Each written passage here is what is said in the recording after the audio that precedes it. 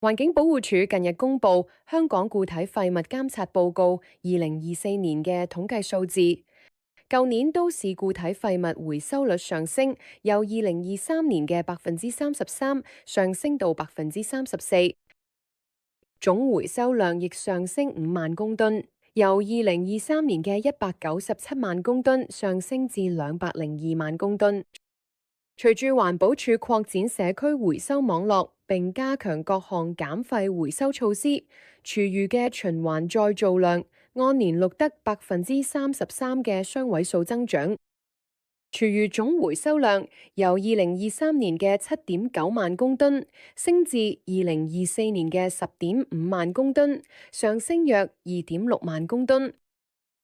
由於香港係一個以服務業為主嘅經濟體，所以吸納再造物料嘅數量相對較少。同都市固體廢物回收嘅可循環物料中，約80%都會運往其他地方作循環再造，只有約20%嘅本地循環再造。喺2024年，回收咗本地循環再造嘅都市固體廢物量大約係42萬公噸，同2023年相比下降7.3%。